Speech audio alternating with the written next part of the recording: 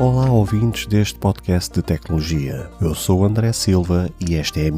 a sua, a vossa vertente tecnológica, onde aqui poderá ouvir notícias, entrevistas, coberturas de evento, opiniões e muito mais. Fica aí para ouvir esta vertente já a seguir.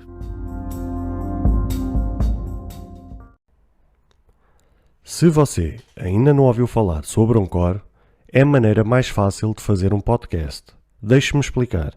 É gratuito. Existem ferramentas de criação que permitem gravar e editar seu podcast diretamente no seu telefone ou computador. Anchor distribuirá seu podcast para você, para que ele possa ser ouvido no Spotify, Apple Podcast e muito mais. Você pode ganhar dinheiro com o seu podcast sem um ouvinte mínimo. É tudo o que você precisa para fazer um podcast em um só lugar.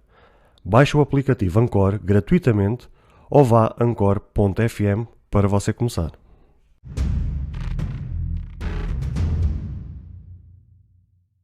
Olá, caros seguidores e ouvintes deste fantástico podcast. Como é que vocês estão? Está tudo bem com vocês? Comigo também está tudo ótimo. Bem, caros seguidores, bem-vindos a mais uma sexta-feira, bem-vindos a mais um segmento recap, onde aqui prevalece as opiniões da minha pessoa, das notícias que ocorreram ao longo da semana, e sem mais delongas vamos então às opiniões,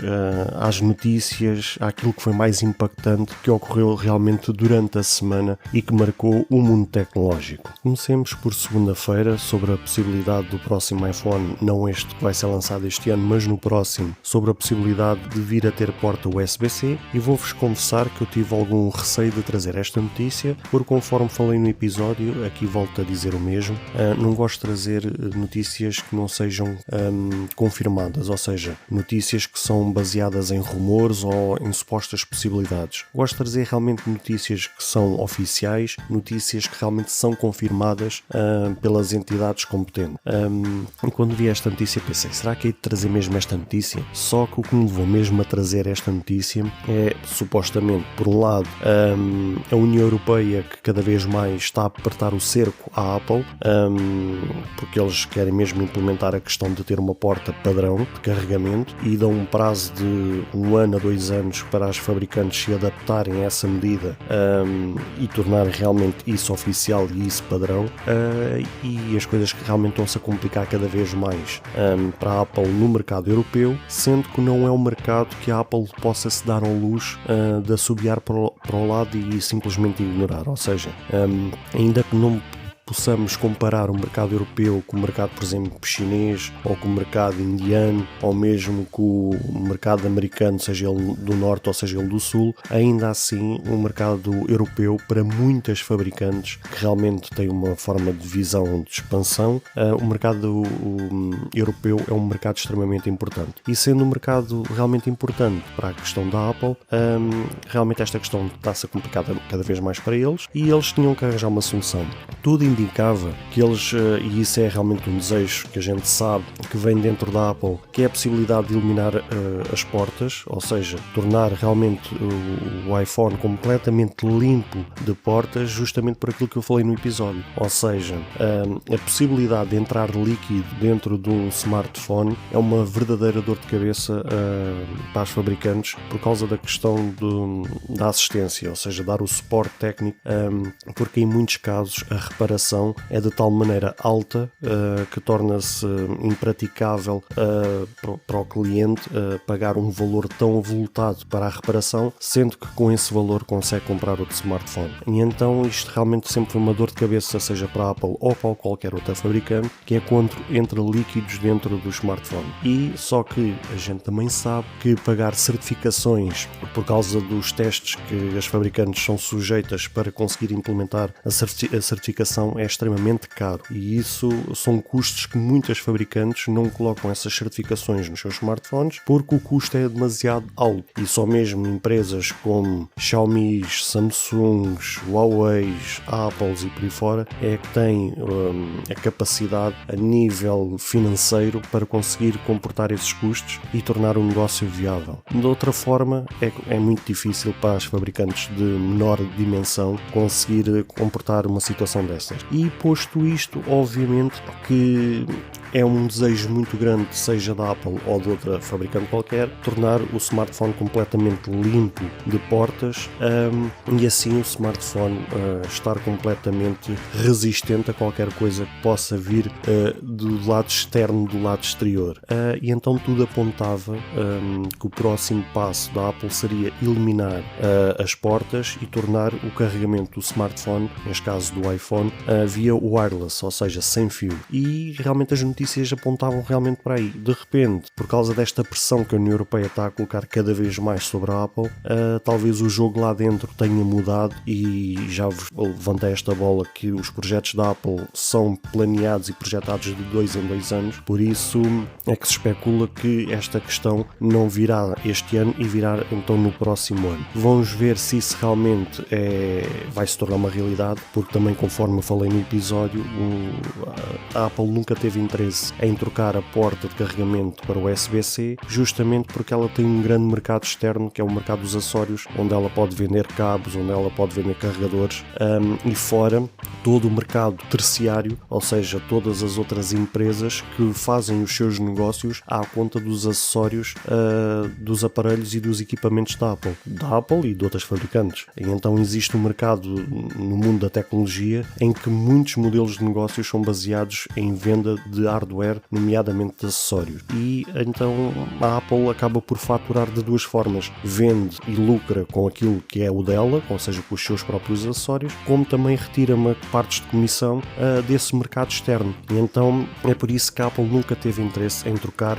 a porta de carregamento Lightning para o USB-C no caso do iPhone. Claro que ela não pode negar que no restante dos equipamentos ela tem iPads com USB-C, ela tem MacBooks com USB-C, ela tem Mac Minis com USB-C, ou seja, grande parte dos seus equipamentos tem USB-C, por isso esta entrada não é estranha para a Apple. Lá está, ela sempre lutou justamente porque ela lucra muito com o facto de ter o cabo Lightning ou a entrada Lightning no iPhone. Vamos ver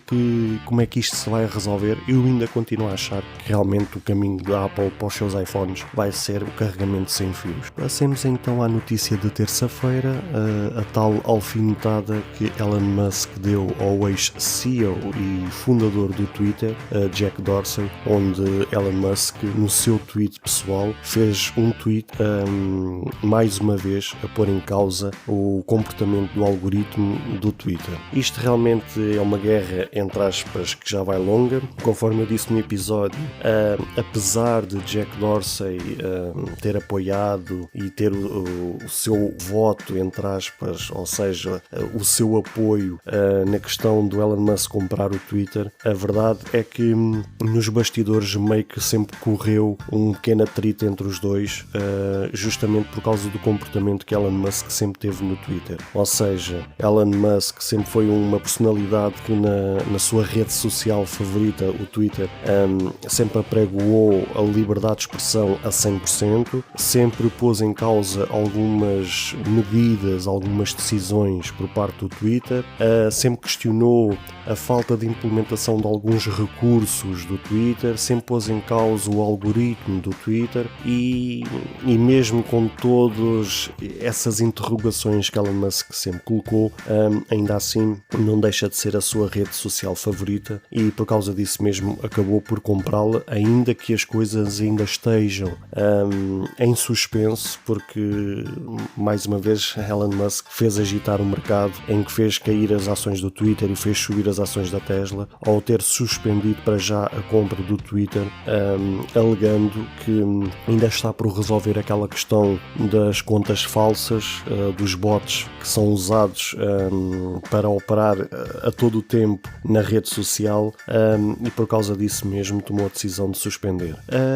Não sei que caminho é que isto vai levar. Sei que Elon Musk a todo o tempo está a ser processado por causa dos comportamentos que ele tem, a todo o tempo ele acaba por ser ameaçado porque mexe muito com o mercado financeiro e agora mais uma vez foi prova disso mesmo. Ou seja, quando anunciou que ia comprar o Twitter e supostamente quando essa informação tornou-se oficial, as ações do Twitter subiram e as ações da Tesla caíram. Agora decidiu suspender, as ações do Twitter caíram e as da Tesla subiram. Ou seja, ele tem esta capacidade de agitar muito o mercado financeiro e as pessoas já começam também, de certa forma, a ficarem um pouco fartas, e isso realmente tem levado a muitos organismos a interporem ações contra ele. Ele passa o tempo todo a ser processado. O problema é que quando ele é condenado e é atribuído uma multa, mesmo que seja uma multa milionária, aquilo que ele faturou pelo incumprimento é muito superior àquilo que ele tem pagado de multa. Ou seja, muitas vezes ele paga uma multa de 10 milhões de dólares porque foi essa a decisão do tribunal, e só que por esse erro que ele cometeu acaba por às vezes faturar 20, ou seja, ele paga uma multa de 10 e fatura 20 e sai no lucro. E isto, infelizmente, é o lado negro do Elon Musk, é a parte que de todo eu não admiro. Eu admiro o ser gênio que teve a capacidade de mudar todo o mercado tecnológico na perspectiva dos elétricos, na forma como faz reviver ou ressuscitar ou mesmo criar alguns mercados, nomeadamente nesta parte de elétrica. Ele realmente conseguiu fazer criações e projetar coisas que às vezes no comum dos seres mortais é complicado. Uma das maiores provas que ele agora teve foi com esta questão da internet por satélite, a Starlink, que para já tem sido um verdadeiro sucesso, ainda que esteja a trabalhar em alguns casos a meio gás, mas ainda assim é um sucesso. Tem sido uma mais-valia agora nesta invasão da Rússia com a Ucrânia, quando eles enviaram os kits da Starlink para a Ucrânia, também tem sido uma mais-valia, e fora tudo aquilo que vai ser possível ser feito com esta internet por satélite. E por isso, voltando um pouco atrás à questão desta alfinetada, não é nada de novo, não sabemos como é que isto vai terminar, se de facto a compra do Twitter sempre vai ser feita ou não, e vamos ver que rumo é que isto vai tomar, porque realmente as coisas não estão nada fáceis. Passemos então agora à notícia de quarta-feira, com esta atualização que a Apple fez na sua Store,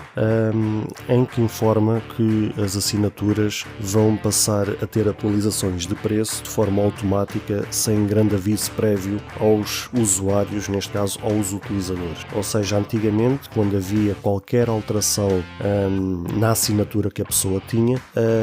recebia um e-mail e depois a pessoa tinha toda a possibilidade de gerir depois a sua assinatura, neste caso ou mudar de plano ou então mesmo cancelá-lo. Mas qualquer das maneiras, qualquer alteração que houvesse sempre na assinatura, o cliente era avisado. O problema é que a Apple chegou à conclusão que existe por parte dos usuários uma espécie de ignorar sempre que o usuário recebe essa informação, ou seja, as pessoas recebem os e-mails, mas meio que ignoram essa informação, e foi dada agora a possibilidade aos desenvolvedores poderem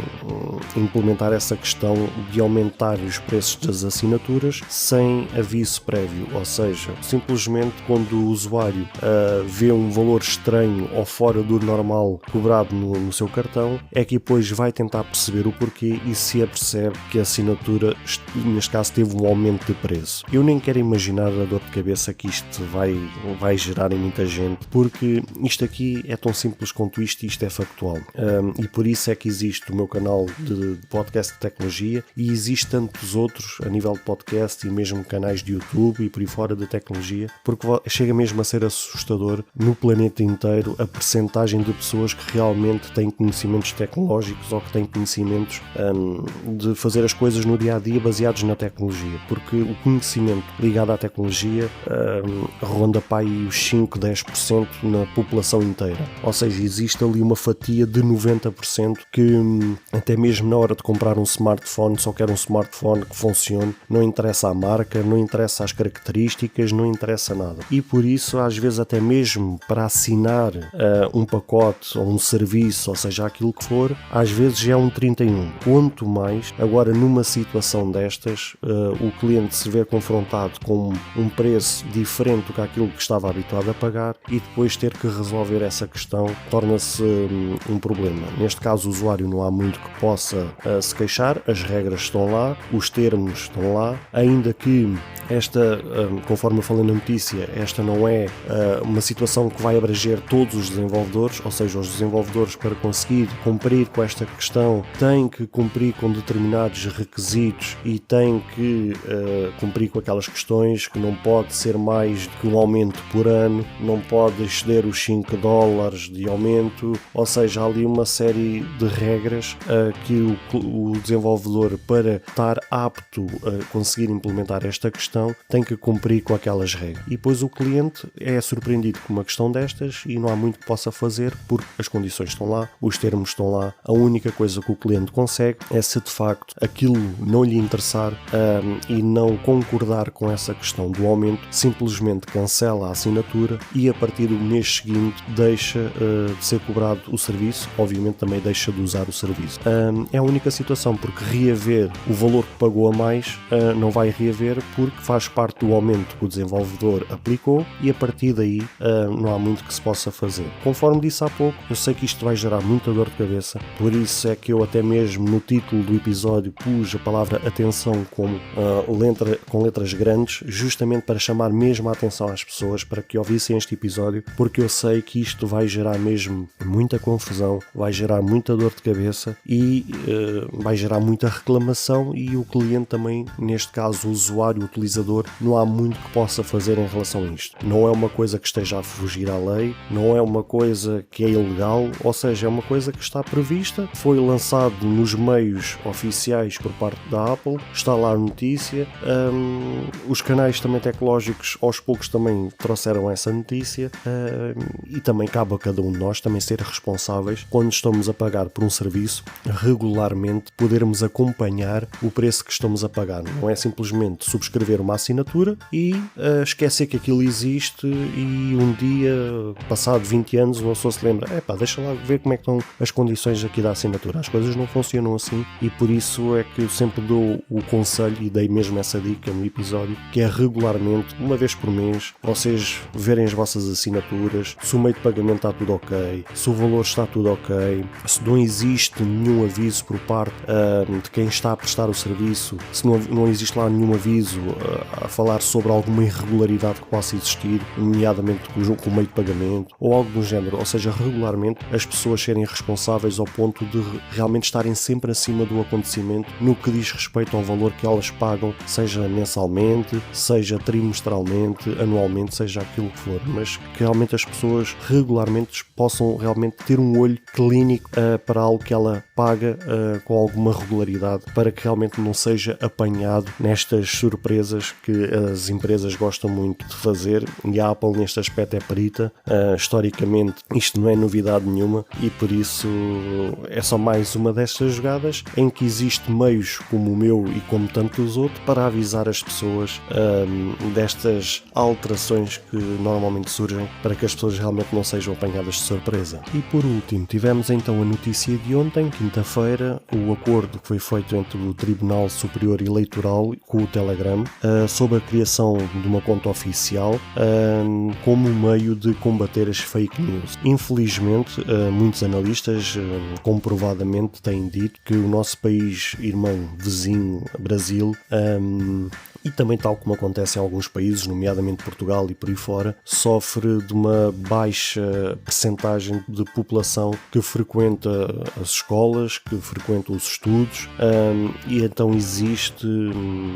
muito pouca educação no seio da população, e isso faz com que muitas vezes as pessoas, porque A ou B ou C passou uma informação qualquer, não interessa se ela é verdadeira ou falsa, acaba por absorver essa informação e como não tem a educação, a formação para fazer talvez uma análise crítica e tentar checar se isso é verdade, e muitas vezes essas pessoas nem sequer têm meios para fazer essa checagem, se calhar mal têm um teto para poder dormir, ou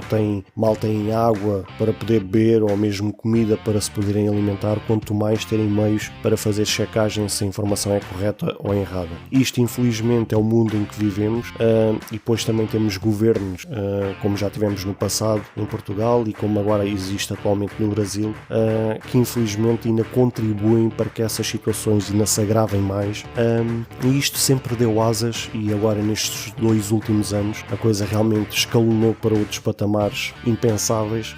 para níveis extremamente perigosos no que diz respeito às fake news. À conta disso mesmo é que tivemos situações como o Brexit, à conta disso é que tivemos uma eleição nos Estados Unidos quando Donald Trump foi eleito presidente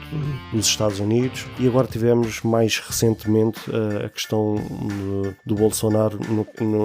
também ter sido eleito no Brasil. Tudo isto à conta de fake news, tudo isto à conta dos mídia, tanto tradicionais como digitais, à conta também das redes sociais e muito contribuiu também tanto o WhatsApp como o Telegram, mas principalmente o WhatsApp, com os grupos de amigos, com os grupos de família, com os grupos dos colegas de trabalho, da escola, em que sempre foram usados estes meios para propagação de fake news. E é bom ver agora um organismo tão importante e com tamanha responsabilidade como o Tribunal Superior Eleitoral criar uma conta oficial juntamente com o Telegram para realmente passar informação verdadeira, passar informação fidedigna e que juntos possam combater esta questão das fake news e da propagação da desinformação. E quanto a nós, só temos que aplaudir e estar muito atentos se de facto isto vai melhorar. Eu penso que sim. Tudo que seja este tipo de medidas em muito ajuda a combater estas questões. Agora cabe pois às pessoas deixarem-se destas teorias da conspiração e de absorver informações a toda a hora sem se checar, sem confirmar se de facto aquilo é verdade ou não, e começarem a montar nas suas cabecinhas teorias que realmente não lembram a ninguém e que realmente nestes últimos 2 anos as coisas, conforme disse há pouco, passaram para níveis muito assustadores em que muita coisa está a ser posta em causa e desconfia-se que isto, se continuar neste rumo, qualquer dia as pessoas até põem em causa a sua própria existência, ou seja, elas olham-se para o espelho e até se põem em causa se elas realmente existem ou se são, sei lá, um holograma ou algo do género. E isto pode parecer uma piada, mas com aquilo que eu tenho assistido nestes últimos tempos e com as teorias que se têm levantado, não me admirava nada que as coisas tivessem a caminhar assustadoramente nesse sentido. E por isso só temos que aplaudir e torcer que realmente medidas como estas possam se estender a outros organismos, a outras instituições e que realmente comece a haver resultados práticos para que erros como aconteceu agora no Brasil com esta presidência e como aconteceu na Inglaterra com o Brexit e como aconteceu nos Estados Unidos com Donald Trump, não voltem a acontecer, porque isso infelizmente mexe em muito com a vida das pessoas no seu dia-a-dia e pode se tornar complicado porque poderemos estar a caminhar largamente e a passos largos para a destruição do nosso planeta tal como o conhecemos. Posto isto, não tenho muito mais a acrescentar. Eu sou André Silva, esta é a Vertente Ecológica e a gente vê-se no próximo episódio.